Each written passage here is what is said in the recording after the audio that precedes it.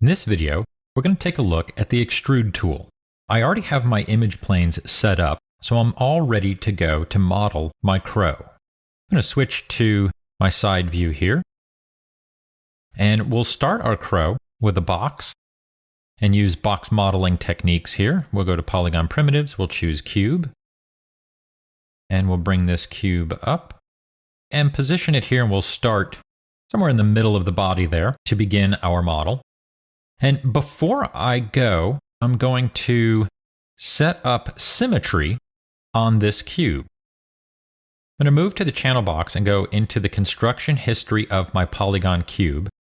And I'm going to change the subdivision width to 2. This will give me a center line in the middle of my cube. Now I'm going to switch to the modeling toolkit. And inside of our modeling toolkit, we have the ability to model with symmetry. To set this up, we need to select a common edge that crosses between both sides of our model. So we'll switch to edge, and then I will choose that common edge, and then click on symmetry. It's highlighted blue. That tells me that symmetry is active. And now when I go to my faces, and you could even see it showing up there with our edges, if I select or hover over a face, we can see that the other side gets selected as well. So I'm going to switch back now to my side view with that established, and let's just go to our object mode, select this, and let's size this up to be an appropriate size for the torso of our character here. And this is going to kind of be the base, so we'll make this a little bit bigger. And we want to rotate this just slightly. Now, I'm not going to worry so much about what's happening in the front view. I'm just going to focus on the side view right now.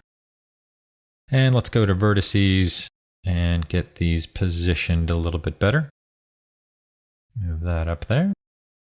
And move that there. All right, now I'm going to go to face. And I'll select a single face. I don't want to select both of them, because I have my symmetry turned on, and I'll choose to extrude. That extrude automatically comes up, and it's actually using the local Z value that was there. Now, by default, I think it's 1, but it's just picking up what I had done previously. But now that extrudes out, and then I'm going to hit R, and I'll just scale this, and we'll also rotate and get this into a better position here.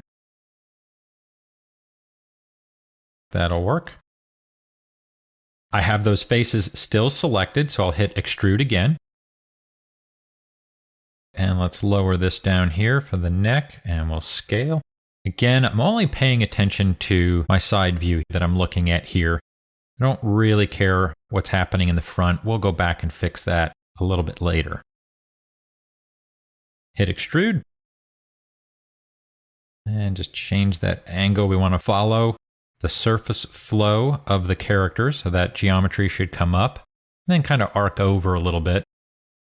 And let's extrude that again. And this will be the top of the character's head now. And we're creating a nice line here to extrude the beak out. And we'll flatten that off and scale that in. A little bit too far. Let's bring that back. There we go. Now I'm going to select single face there for the front. Hit extrude. And we'll scale that to fit there. Now I can work my way back down, and we'll go to the back of the character. And this is where the legs are going to come out of. I want to kind of keep this kind of planar right there where the legs are coming out.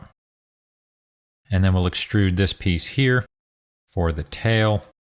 And we'll just bring this straight back and scale that down. Now I can work on the legs there. But before I do, we can now switch to that front view and pull our geometry out here to get this to match up. I only need to grab one side, and we'll pull it out. I'm going to select that image plane as well. Let's zoom out here. I'm going to open up my outliner. And let's see if we can take a look. I just want to see the overall size of our image plane. And we're going to take a look as well. Let's copy this so we can see it up a little bit better. And this one is a little bit smaller. I'm going to see if we can fix that. Let's go back to my first image plane. Okay, and let's cut that down. There we go. Now we're looking a little bit better. Let's make that exact. Okay, so I just wanted to align those image planes. One was a little bit bigger than the other. Now when we look, that looks much better. Now our image plane is actually fitting that appropriately. And now let's grab some vertices here, and we'll slide these over. And again, just use that reference material to shape this up so that it fits the character. And we'll just bring this back here and pull that out just a little bit. Okay, so we have a pretty good base going here.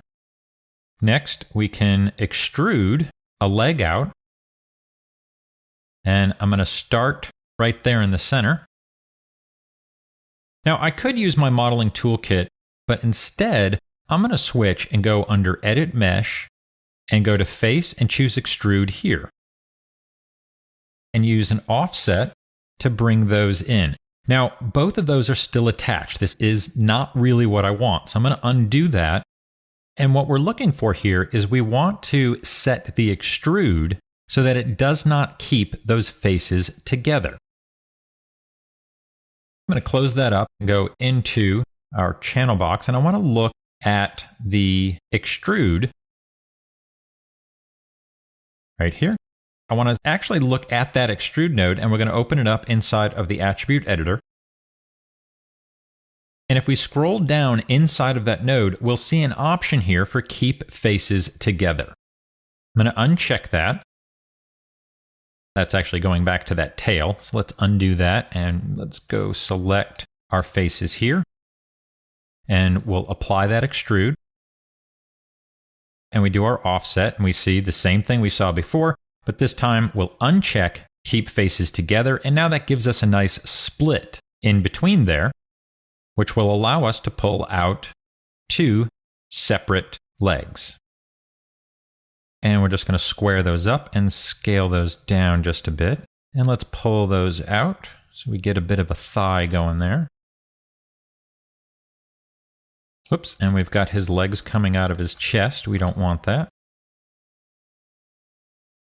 Back that up, extrude, turn off, keep faces together, and scale those in. And we'll pull those down and let's look at our reference material. There we go. And then we can continue to extrude down from here. We can switch back to our toolkit and left click and drag to bring that extrusion down.